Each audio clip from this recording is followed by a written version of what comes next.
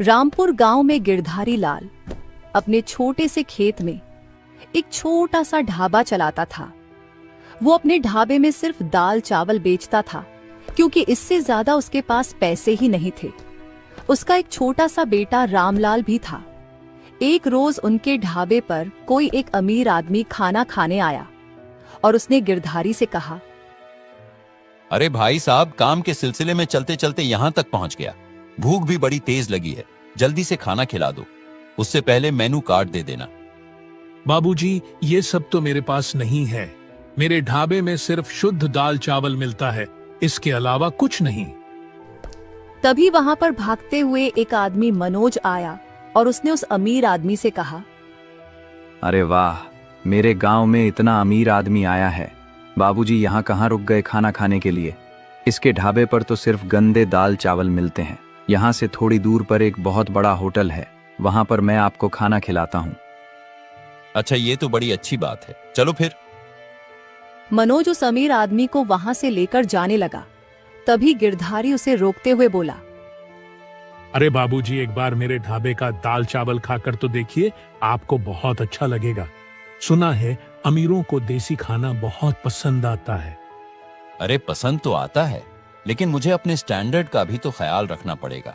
तुम्हारा छोटा सा गंदा सा ढाबा है, पता नहीं कैसा खाना बनाया होगा। चलो बेटा, तुम मुझे उस बड़े होटल में छोड़ दो। इतना बोलकर वो अमीर आदमी मनोज के साथ वहां से चला गया।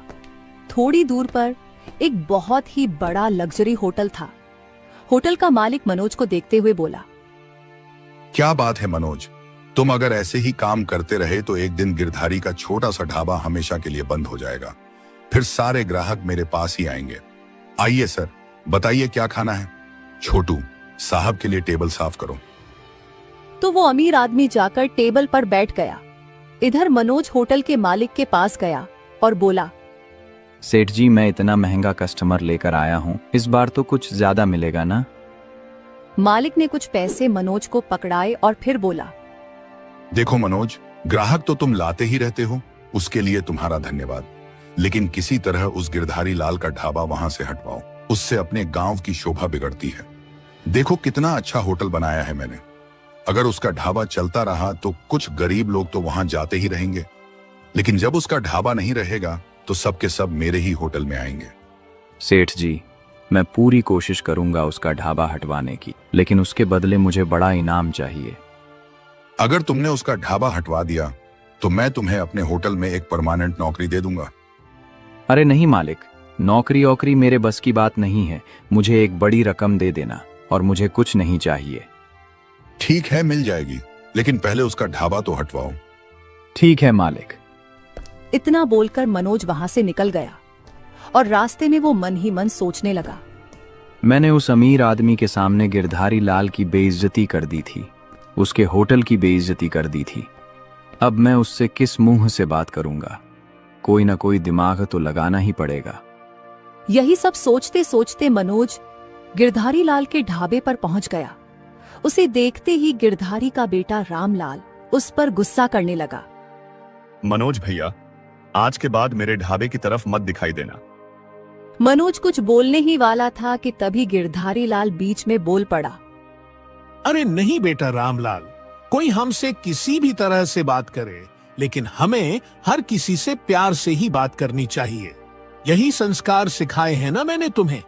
आपके इन्हीं संस्कारों की वजह से तो हमारी ये हालत है। मेरा बस चले तो ऐसे लोगों को हमेशा के लिए गायब ही कर दूं। ये सुनकर मनोज अंदर ही अंदर थोड़ा घबरा गया, पर किसी तरह उसने खुद को संभाला और गिरधारी से बोला, गिरधारी लाल, तुम्हारा बेटा अभी छोटा है, लेकिन हिम्मत बहुत है इसके अंदर।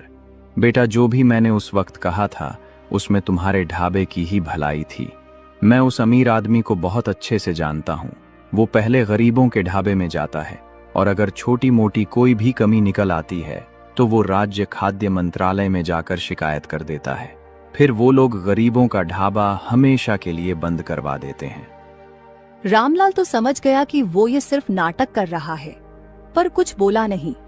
लेकिन गिरधारी लाल ये सुनकर बड़ा हैरान हुआ। मनोज, ये तुम क्या कह रहे हो? ऐसा भी होता है क्या? अरे हाँ गिरधारी लाल भाई, ऐसा ही होता है। ये सब अमीरों की चालें होती हैं। किसी तरह गरीब ढाबे वालों की गलतियां निकालकर उनके ढाबा बंद करवा देते हैं, फिर सहानुभूति के नाते उनकी जमीन सस्ते में खरीद लेते हैं। फिर उसी सस्ती जमीन पर अपनी बड़ी सी कोई कंपनी खड़ी कर देंगे या कोई बड़ा होटल खोल लेंगे। अरे हाँ, बिल्कुल ऐसा ही तो उस होटल के मालिक ने भी किया था। उसने धोखे से एक गरीब किसान को फंसाकर उसकी जमीन हड़प ली, वो भी बहुत सस्ते दाम में। आज देखो, उसी जमीन पर ढाबा बनाकर लाखों कमा रहा है। हाँ, इसीलिए मैं जानबूझकर उस अमीर आदमी को यहां से ले गया था। मनोज भाई, तुम्हारा बहुत बहुत धन्यवाद। मैंने तो तुम्हें उस वक्त गलत समझ लिया था, पर तुम तो बहुत अच्छे इंसान निकले। कोई बात नहीं गिरधारी लाल भाई, ऐसा होता है। चलिए मैं चलता हूँ, फिर कभी मिलता हूँ। इतना बोलकर मनोज वहां से चला गया और वहीं दूसरी तरफ दिन भर थोड़े बहुत ही ग्राहक गिरधारी लाल के ढाबे पर आते रहे, जो कि मजदूर थे। रामलाल उन्हें खाना खिलाता रहा। ये लो चाचा, आपके दाल चावल। इस बार मैंने अपने हाथों से पुदीने की चटनी और आम का अचार भी बनाया है। खाकर बताइए कैसा बना है। उस मजदूर ग्राहक ने दाल चावल में पुदीने की चटनी और थोड़ा सा अचार मिलाकर खाया। उसके बाद बोला, क्या बात है रामलाल बेटा, तुमने तो कमाल कर दिया। दाल चावल के साथ ये पुदीने की चटनी और आम का अचार खाकर तो मजा ही आ गया। भाई गिरधारी लाल, तुम्हारा बेटा एक दिन बहुत बड़ा नाम करेगा। तो इस तरह धीरे धीरे रात हो गई और दोनों बाप बेटे ढाबा बंद करके घर चले गए। ढाबे का बहुत सारा खाना बच ही गया था, इसलिए कुछ खाना दोनों बाप बेटे ने खा लिया और बाकी बचा हुआ खाना बाहर जानवरों को खिला दिया। ये सब करने के बाद दोनों लेट गए और बातें करने लगे।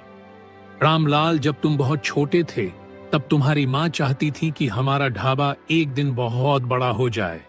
दूर दूर शहरों से लोग मेरे ढाबे पर खाना खाने आए, पर उसके जीते जी मैं ये सपना पूरा न कर पाया।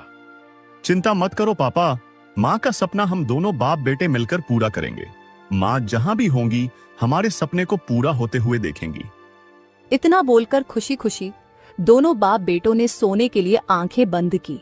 तभी अचानक मनोज भागते हुए आया और उनका दरवाजा खटखटाने लगा। अरे जल्दी से दरवाजा खोलो गिरधारी लाल भाई, जल्दी से दरवाजा खोलो, गजब हो गया। उसकी आवाज सुनकर गिरधारी और उसके बेटे रामलाल की आंख खुल गई। दोनों उठकर खड़े हुए। गिरधारी ने तुरंत दरवाजा खोला और बोला, अरे मनोज, क्या हो गया अचानक इतनी रात को? गिरधारी लाल, तुम्हारा ढाबा कुछ लोगों ने तोड़ डाला। जल्दी चलो, मुझे तो लगता है उस होटल के मालिक का ही ये सब किया धरा है। ये तुम क्या बोल रहे हो मनोज? भला इतने बड़े होटल का मालिक मेरा छोटा सा ढाबा क्यों गिराएगा? यही तो फर्क होता है अमीर और गरीब आदमी की सोच में। अमीर आदमी छोटे से छोटा नुकसान भी ध्यान से देखता है और गरीब आदमी बड़े से बड़े नुकसान को भी भगवान की मर्जी कहकर टाल देता है। चलो जल्दी चलो, वरना सब तबाह हो जाएगा। गिरधारी घबरा गया। वो फिर से कुछ बोलने वाला था, लेकिन तभी उसका बेटा रामलाल बीच में बोल पड़ा। अरे पापा, यही बातें करते रहोगे या चलकर देखोगे भी?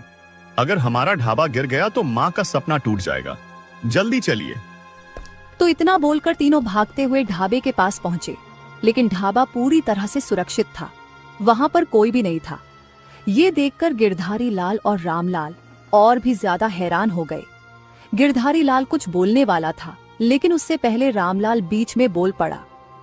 ये सब क्या नौटंकी कर रहे हो मनोज भैया? इतनी रात को कोई मजाक करता है?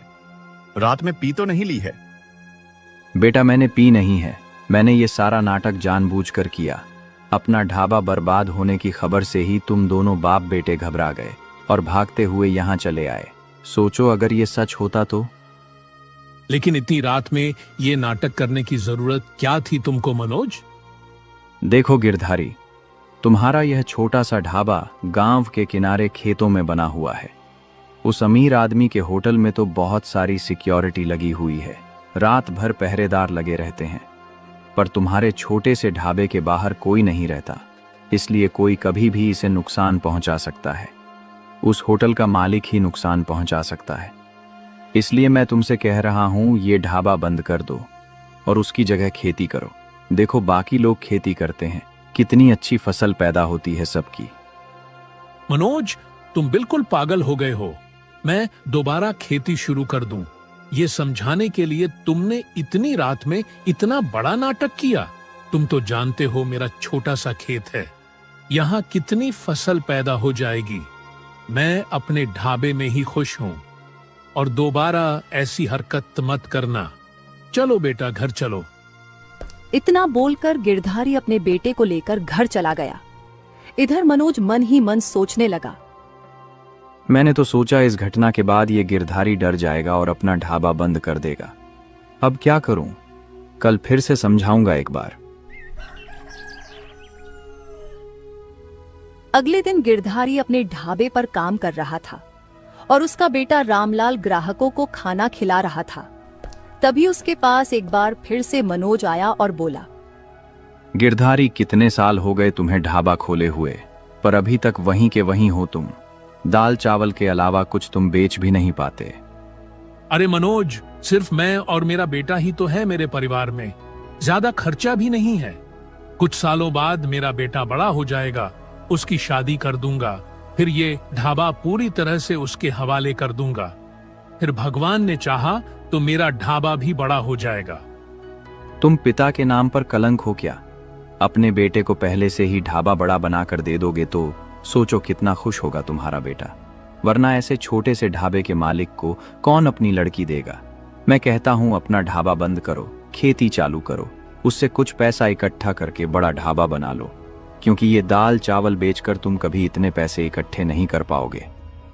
गिरधारी लाल कुछ बोलने ही वाला था, लेकिन तभी वहां पर उसका बेटा रामलाल आ गया और गुस्से में बोला, मनोज भैया, मैं कब से देख रहा हूं आप बार बार इसी कोशिश में लगे हैं कि किसी तरह हमारा ढाबा बंद हो जाए। किसी ने आपको इस काम के पैसे दिए हैं क्या? ये सुनकर मनोज घबरा गया, लेकिन उसने बात को घुमाते हुए कहा, रामलाल, ये कैसी बातें कर रहे हो? मैं तो तुम दोनों की भलाई के लिए ही कह रहा था। ठीक है, आज के बाद नहीं कहूंगा। जिंदगी भर दाल चावल बेचते रहो अपने ढाबे में। इतना बोलकर मनोज गुस्से में वहां से चला गया और किसी पेड़ के नीचे बैठकर मन ही मन सोचने लगा। अगर गिरधारी का ढाबा मैं किसी तरह बंद करवा देता तो वो होटल का मालिक मुझे ढेर सारे पैसे दे देता। मुझे नहीं लगता ये गिरधारी अपना ढाबा बंद करेगा कभी। एक दिन उसी होटल के मालिक ने मनोज को अपने होटल में बुलाया और कहा, मनोज, तुम तो कच्चे खिलाड़ी निकले। तुम एक छोटे से ढाबे को बंद नहीं करवा पाए। अरे सेठ जी, गिरधारी बहुत टेढ़ी खीर है। मैंने कई तरीके अपनाए, पर वो है कि अपना ढाबा बंद करने को तैयार ही नहीं है। मैंने प्यार से भी समझाया, डराया भी, फिर भी मानने को तैयार नहीं है। कोई बात नहीं, अब देखो मैं उसका ढाबा कैसे बंद करवाता हूँ, वो भी कल ही।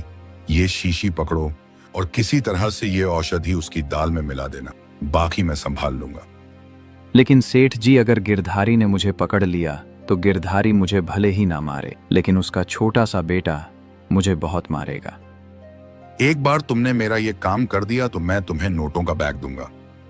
अरे पैसों के लिए तो मैं मार भी खा लूंगा सेठ जी, आपका काम हो जाएगा। तो अगली सुबह जब गिरधारी दाल बना रहा था तो मनोज ने किसी तरह उसे बातों में फंसाया, फिर मौका देखकर वही औषधि दाल में डाल दी।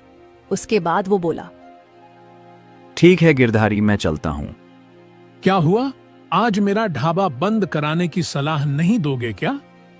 जब तुम्हें मेरी बात माननी ही नहीं है तो बार बार बोलकर क्या फायदा। इतना बोलकर गिरधारी सीधा उस होटल के मालिक के पास पहुंचा और बोला, सेठ जी, मैंने आपका काम कर दिया है। क्या बात है मनोज, मुझे पता ही था तुम बस ये छोटे मोटे काम ही कर पाओगे। किसी का ढाबा बंद करवाना तुम्हारे बस की बात नहीं है। ये लो अपने पैसे पकड़ो, और इस बारे में अगर किसी को भी पता चला तो तुम्हारी खैर नहीं। किसी को कुछ नहीं पता चलेगा सेठ जी। अब इन पैसों से मैं अपनी माँ के लिए साड़ी लेकर जाऊंगा। इतना बोलकर मनोज वहां से चला गया और थोड़ी देर बाद उस होटल के मालिक ने राज्य के खाद्य मंत्री को अपने होटल में बुला लिया। वैसे तो सारे होटल वाले मुझसे डरते हैं, पर तुमने तो खुद ही मुझे बुला लिया। चलो, अब आ ही गया हूं तो तुम्हारे खाने की जांच कर लेता हूं। अरे मंत्री जी, शौक से मेरे खाने की जांच कर लीजिए। मेरा खाना बिल्कुल स्वच्छ और साफ होता है। पहले खाद्य मंत्री ने उसके होटल के खाने की जांच की। लेकिन जांच में कुछ नहीं निकला। उसके बाद वो होटल के मालिक से बोला, तुम्हारे खाने में किसी भी प्रकार की कोई मिलावट नहीं है। अब बताओ, तुमने मुझे बुलाया क्यों? कहीं कोई गड़बड़ी की खबर है क्या? इसी गांव में एक ढाबे वाला है, मैंने उसे अक्सर देखा है। वो लोगों को गंदे दाल चावल खिलाता है। पता नहीं कहां से सस्ते दाम में दाल चावल उठा लाता है और उसी से अपना ढाबा चला रहा है। लेकिन आज मेरे खबरी ने मुझे बताया कि उसकी दाल में कुछ मिलावट है, जिससे लोगों का स्वास्थ्य पर प्रभावित हो सकता है। मैं समझ गया। मैं जब यहां आ रहा था तो रास्ते में मैंने उसका ढाबा देखा था। वही ढाबा है ना जो खेतों में बना हुआ है? हाँ, वही ढाबा है। आप चले जाइए। अगर मैं आपके साथ जाऊंगा तो उसे लगेगा मैंने आपको उसके खिलाफ भड़काया है। ठीक है, मैं जाकर देख लेता हूं। इतना बोलकर खाद्य मंत्री अपनी टीम को लेकर सीधा गिरधारी के ढाबे में पहुंच गया और उसे देखकर गिरधारी और उसका बेटा रामलाल दोनों हैरान हो गए और मनोज दूर से किसी पेड़ के पीछे छिपकर ये सब देख रहा था। तभी गिरधारी बोला, अरे साहब, आप तो खाद्य मंत्री हैं। मेरे छोटे से ढाबे में कैसे आना हुआ आपका?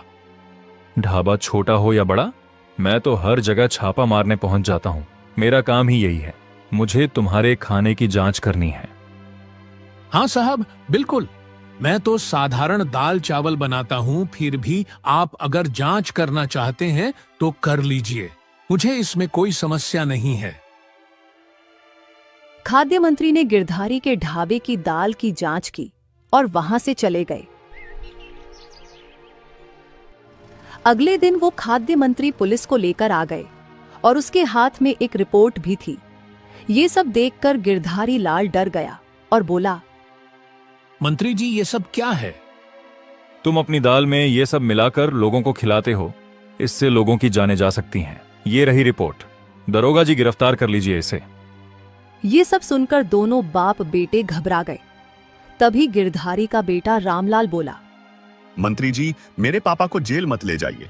मेरे पापा ऐसा नहीं कर सकते। इस ढाबे में सिर्फ मैं और मेरे पापा ही रहते हैं। हम दोनों के अलावा कोई नहीं रहता। चाहे तो गांव वालों से पूछ लीजिए। हम ऐसा कर ही नहीं सकते।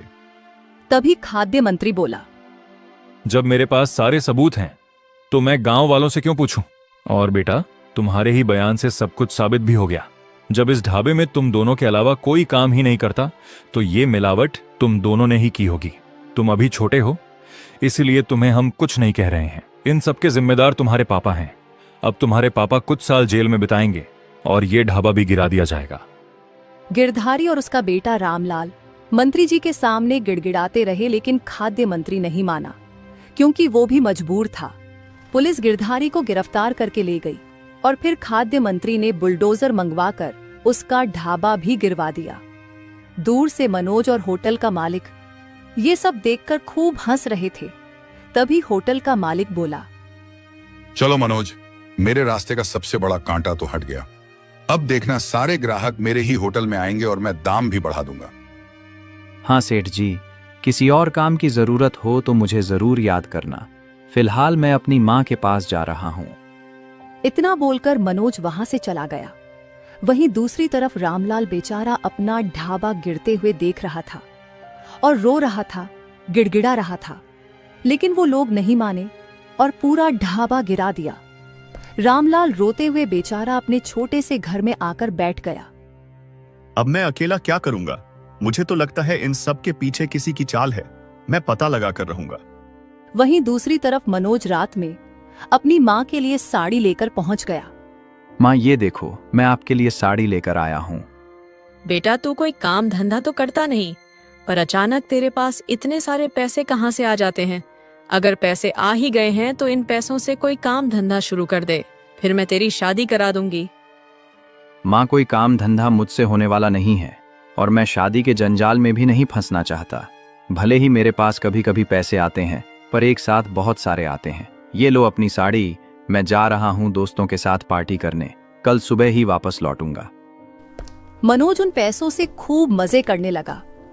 अगले दिन रास्ते में कहीं मनोज को गिरधारी का बेटा रामलाल मिल गया।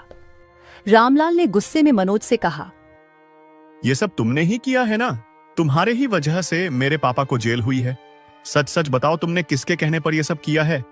तुम ही बार बार हमारा ढाबा बंद करवाना चाहते थे। और हो गया मकसद पूरा। रामलाल, तुम पागल हो गए हो क्या? मैं वो सब कैसे कर सकता हूँ? मैं क्या तुम्हारे ढाबे में काम करता हूँ? फालतू की बातें मत करो। इतना बोलकर मनोज वहां से चला गया। और अब रामलाल तो छोटा था, ढाबा भी हाथ से चला गया। खाने पीने की भी समस्या होने लगी। गांव में बदनामी हो गई थी, इसलिए उसे कोई काम भी नहीं दे रहा था। और अगले ही दिन से वो भीख मांग कर अपनी जिंदगी गुजारने लगा। 2 साल बाद उसके पिता गिरधारी जेल से छूट गए, लेकिन तब तक उनकी हालत बहुत बिगड़ चुकी थी। वो जब घर आ रहे थे तो रास्ते में उन्होंने अपने बेटे को भीख मांगते हुए देख लिया। अरे रामलाल, ये तुम क्या कर रहे हो? अपने पिता को देखकर रामलाल की आंखों से आंसू छलक पड़े और वो भागकर अपने पिता के पास आया और बोला, पापा, आप जेल से छूट गए, ये क्या हालत हो गई है आपकी? बेटा, जेल में तो सबकी ये हालत हो ही जाती है, और ऊपर से मुझे दिन रात तुम्हारी ही चिंता लगी रहती थी। तुम ये सब क्या कर रहे हो? भीख क्यों मांग रहे हो? पिताजी, इसके अलावा मेरे पास और कोई दूसरा रास्ता नहीं था। हर जगह हमारी बदनामी हो चुकी है, इसलिए मुझे कोई काम भी नहीं दे रहा था। चलिए घर चलते हैं। रामलाल गिरधारी को लेकर घर आ गया, लेकिन गिरधारी अब बीमार रहने लगा था। रामलाल दिन भर भीख मांगता था और रात को अपने पापा के लिए खाना बनाकर खिलाता था। फिर एक रात गिरधारी लाल ने सोचा, मेरा सब कुछ बर्बाद हो गया। एक छोटा सा ढाबा था, वो भी नहीं रहा। अब मेरे पास पैसे भी नहीं हैं कि दोबारा ढाबा शुरू कर सकूं। मेरे बेटे को सब भिखारी कहकर बुलाते हैं। हे भगवान, ये सब क्या कर दिया तूने? मेरी तो कोई गलती भी नहीं थी। इसी गम में एक रोज रामलाल के पिता चल बसे। रामलाल की रो रो कर हालत खराब हो गई। कोई गांव वाला उसकी मदद के लिए नहीं आया। खैर, रामलाल ने अकेले ही अपने पिता का अंतिम संस्कार कर दिया। अब रामलाल की दुनिया ही उजड़ चुकी थी। एक रात उसने गुस्से में फैसला किया, इस मनोज के लिए मेरे दिल से हर रोज बद्दुआ निकलती है। जो हाल मेरा हुआ है, उससे बुरा हाल उसका होगा। मैं अपने पिता का बदला लेकर रहूंगा, लेकिन उसके लिए मुझे खुद को मजबूत बनाना पड़ेगा।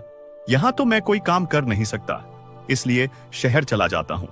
वहां से कुछ पैसे कमाकर आऊंगा, फिर बदला लूंगा अपने पिता का। अब यही मेरी जिंदगी का मकसद है। कुछ दिन तक उसने भीख मांगकर कुछ पैसे इकट्ठा किए। उसके बाद वो ट्रेन में बैठकर सीधा किसी शहर पहुंच गया। उसे बचपन से ढाबे का सारा काम आता ही था, इसलिए वो वहीं शहर में किसी ढाबे पर काम करने लगा। वो 10 सालों तक वहीं काम करता रहा और पैसे इकट्ठा करता रहा। 10 साल बाद जब वो पूरी तरह से जवान हो गया, तब वो अपने गांव लौटा। गांव की तरफ आते हुए वो मन ही मन सोचने लगा, ये गांव कितना बदल चुका है। भले ही दुनिया बदल जाए, लेकिन मैं नहीं बदलने वाला। मैं अपने पिता का बदला लेने आ गया हूं। वहीं दूसरी तरफ मनोज पूरी तरह से कंगाल हो चुका था। वो अपनी बीमार माँ के साथ किसी बरगद के पेड़ के नीचे बैठा हुआ था। माँ, पिछले 10 सालों में सब कुछ बर्बाद हो गया। आपकी ये हालत हो गई। हमारा घर, खेत, सब कुछ चला गया। बेटा, मैंने तुझसे कितनी बार कहा था कि कोई काम धंधा शुरू कर दे और कोई गलत काम मत किया कर, लेकिन तू मेरी बात नहीं माना। तभी वहां से एक साधु बाबा गुजरे। उन्होंने रुककर उन दोनों को देखा और कहा, क्या हुआ बच्चा? कोई बहुत बड़ी परेशानी में लग रहे हो। बाबा को देखते ही मनोज उनके पैरों में गिर पड़ा और हाथ जोड़ते हुए बोला, बाबा, मेरी माँ को बचा लीजिए। हमारा सब कुछ बर्बाद हो गया। हमारे पास घर, खेत, सब कुछ था, लेकिन सब चला गया। देखो बच्चा, तुम्हारे साथ जो भी हो रहा है वो तुम्हारे द्वारा ही किए गए गलत कर्मों का परिणाम है। तुमने बहुत सारे लोगों के साथ गलत किया, धोखाधड़ी की, लेकिन उनमें से कोई एक कई सालों से लगातार तुम्हें बद्दुआ दे रहा है। उसी की बद्दुआ लगी है तुम्हें। जब तक वो इंसान तुम्हें माफ नहीं करेगा, तब तक तुम्हारी हालत नहीं सुधरने वाली। तुम्हारे कर्मों का फल तुम्हारी माँ को भी भुगतना पड़ेगा। इतने में वहां पर चलते चलते रामलाल पहुंच गया और उसने बोला, बिल्कुल सही कहा बाबा आपने। मनोज, तेरी ही वजह से मेरे पिता ये दुनिया छोड़कर चले गए। मैं रामलाल हूँ। अब मैं बड़ा हो गया हूँ, शायद इसलिए तू पहचान नहीं रहा होगा। मैं पिछले 10 सालों से रात में सोने से पहले और सुबह उठने के बाद तुझे बद्दुआ देता हूं। मुझे पता है वो सब कुछ तूने ही किया था, पर तू कभी अपनी गलती नहीं मानेगा, इसलिए मैं तुझे कभी माफ भी नहीं करूंगा। इतना बोलकर रामलाल वहां से सीधा अपने घर चला गया। इधर बाबा ने मनोज से कहा, अगर ये बच्चा सही कह रहा था तो तुम अपना गुनाह कबूल कर लो और उससे माफी मांग लो, वरना अभी और भी बुरे दिन देखने पड़ेंगे तुम्हें। इतना बोलकर बाबा तो वहां से चले गए, लेकिन मनोज मन ही मन सोचने लगा, अगर मैंने रामलाल के सामने सारा सच कबूल कर लिया तो वो मुझे छोड़ेगा नहीं और उस होटल का मालिक भी मुझे नहीं छोड़ेगा। हे भगवान, करूं तो करूं क्या? अब भीख मांगने के अलावा कोई रास्ता नहीं बचा। वहीं दूसरी तरफ रात में रामलाल मन ही मन सोचने लगा, ढाबा कैसे चलाया जाता है ये मैं शहर से सीख कर आ गया हूं।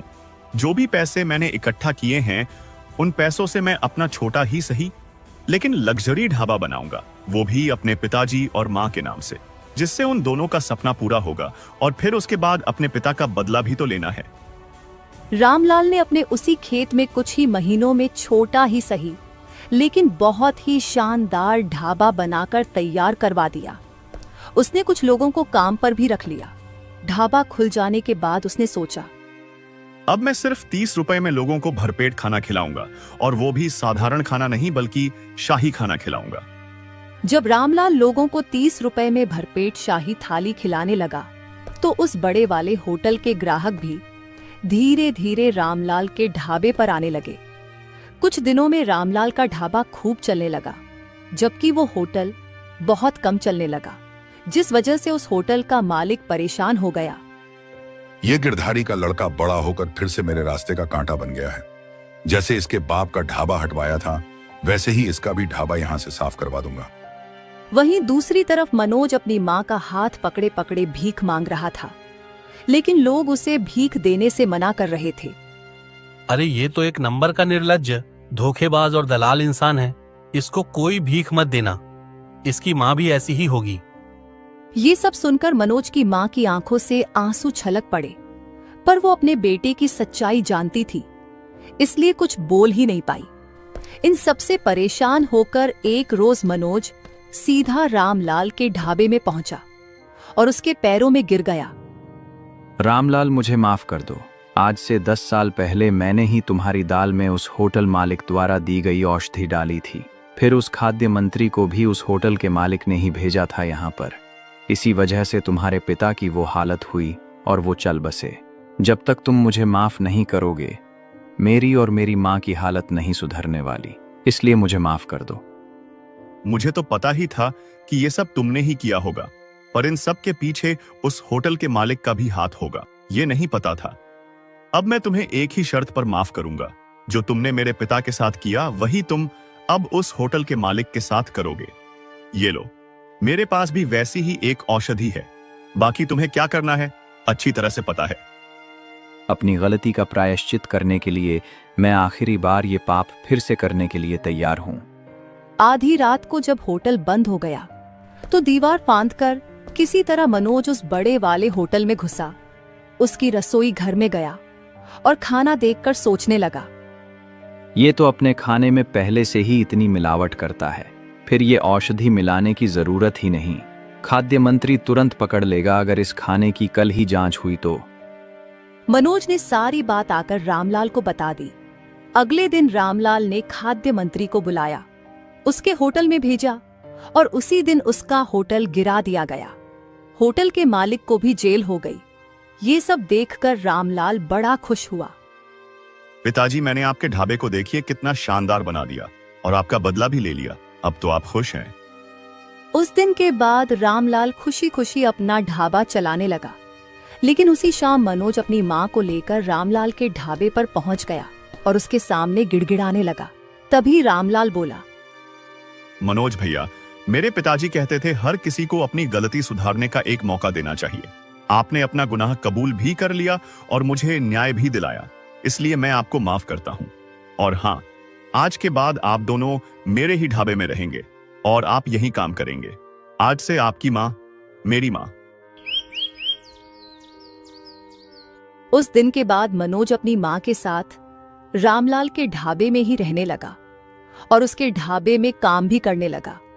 धीरे धीरे रामलाल ने अपना घर भी अच्छा बनवा लिया और खुशी खुशी उस गांव में रहने लगा, क्योंकि उसकी खोई हुई इज्जत भी अब वापस आ चुकी थी।